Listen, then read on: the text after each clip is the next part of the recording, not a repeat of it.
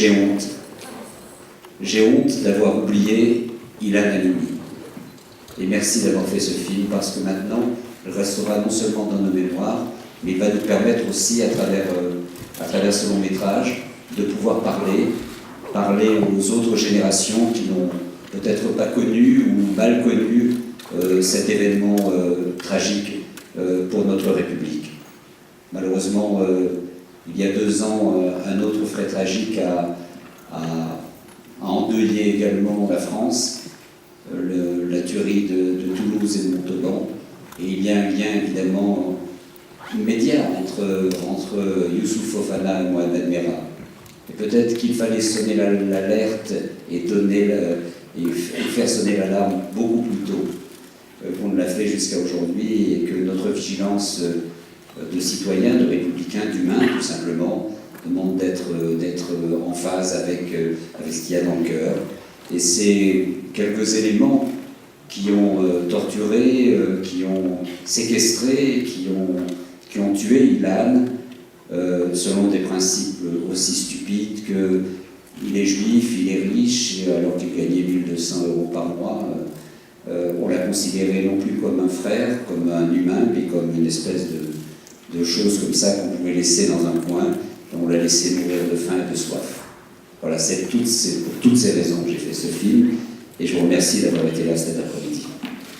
Le projet Une petite chose par rapport à la dédicace que vous avez pu lire sur le générique. Je dédie ce film à Ilan et à Valérie Benguigui, tout simplement parce que c'est Valérie Benguigui qui devait interpréter le rôle de Ruth. Elle nous a quittés le premier jour du tournage, et elle a abandonné le projet 15 jours avant que ça commence. Et Zadou a repris avec une force, une vérité, une maestria extraordinaire ce rôle. Ce n'est pas facile. Donc il y avait à la fois Ilan qui a plaidé sur le film, et également Valérie. Que même avec cette histoire forte, le projet n'a pas été facile à monter financièrement. Oui, enfin ça c'est des choses qui sont inhérentes au... Il a fallu la confiance de certaines personnes. Voilà, exactement. D'abord des acteurs, des techniciens, ça c'est, faut le dire. Les techniciens ont offert quasiment 1 semaine du temps de tournage pour que cette œuvre puisse voir le jour. Nous n'avons pas eu l'approbation de France Télévisions, ce qui est absolument incompréhensible, mais également de Canal+, donc on a dû faire avec. Je voulais savoir si vous aviez travaillé également avec la police, ou simplement à travers le regard de Ruth. Non, j'ai fait que l'adaptation du récit de Ruth, qui était très documenté sur ce qui s'est passé sur l'enquête policière. Nous, on a respecté véritablement l'enquête policière, puisque tout ce qui a été dit a été vérifié par rapport aux déclarations des prévenus, aux documents que la police a fournis aux avocats, mais je n'ai pas travaillé avec la police. Non. Moi, je voudrais m'adresser aux exploitants qui sont dans la salle, et également au public.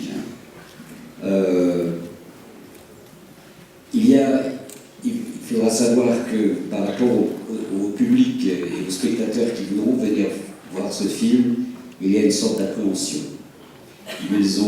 Certains ont peur d'assister à un film trop dur, et qu'on montre toute la torture et toutes les tortures qu'a subi Ilan, alors que le film est tout public.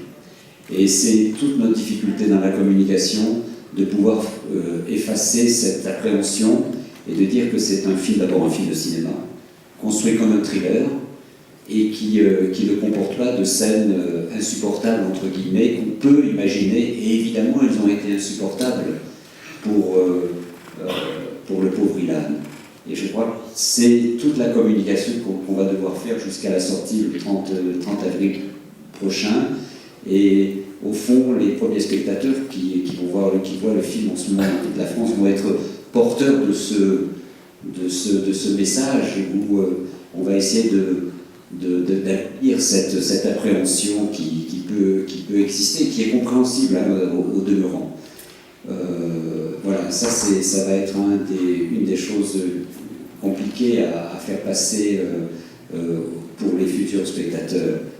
Et Hier, à Strasbourg, quelqu'un m'a demandé, alors que j'étais abasourdi par cette demande, il m'a dit on a hésité à venir parce qu'on voulait être sûr que Youssouf Fofana ne touchait pas des droits d'auteur. Rassurez-vous, Youssouf Fofana ne touche pas de droits d'auteur sur ce film. Absolument pas technique. Donc le film vous a été inspiré par le livre de la maman d'Ilan Halimi, donc elle est totalement impliquée dans votre démarche. Je voulais savoir si, au-delà du film, l'œuvre cinématographique, bien sûr il y a un message à faire passer, s'il y a des débats qui sont organisés avec les jeunes notamment, autour de la notion des différences, du respect, des religions, etc. Si vous avez voulu mettre ça aussi dans votre film, et si on peut se servir de votre film comme matériau pour faire passer un message. Alors il y a deux choses, madame. Le générique va être changé samedi, puisque d'abord, entre ce DCP et les semaines qui ont suivi, on a eu le label de la Fondation pour la mémoire de la Shoah, qui va faire un travail très important, et puis la collaboration du ministère de l'Éducation nationale, puisque nous allons commencer à faire un dossier pédagogique, et un travail va être fait dans toutes les villes de France pour inciter les professeurs et les proviseurs à faire venir les élèves de seconde, première et terminale, puisque c'est au programme d'histoire contemporaine. Au-delà de ça, nous avons également quelques rendez-vous, un rendez-vous très important qui va se dérouler à Bagneux, l'endroit même où Ilan a été séquestré. Nous allons faire une avant-première là-bas, avec la complicité de la municipalité, et je dois dire que ça va être un moment assez fort. Également à Sainte-Geneviève-des-Bois, où Ilan a été retrouvé quasiment mort. Voilà, donc il y a un travail pédagogique qui va se faire, ça c'est sûr, avec l'éducation nationale, et puis comme ça, dans cette tournée un peu partout en France, on va essayer de cibler. Ce matin, par exemple, nous avons eu une classe d'une quarantaine d'élèves qui a vu le film, et des élèves de seconde, première, je ne sais plus. J'ai fait la même chose à Nantes. À chaque fois, on essaie dans chaque ville d'essayer de réunir des jeunes élèves pour leur montrer ce film. Inutile de vous dire que les réactions sont absolument incroyables. Ils n'imaginaient pas que ce soit possible, et je veux dire que c'est vrai que là, la fiction peut jouer un rôle important. Le reportage nous amène, des informations, il fait appel à notre intelligence. La fiction passe par le cœur, le chemin de talon, et par l'émotion. Et l'émotion, souvent, fait passer des choses qui sont fortes.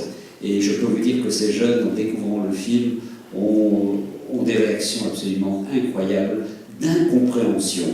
Et donc, quand il y a incompréhension, on peut dire que c'est déjà une grande partie gagnée, parce que autour d'eux, ils vont regarder les choses différemment. Voilà.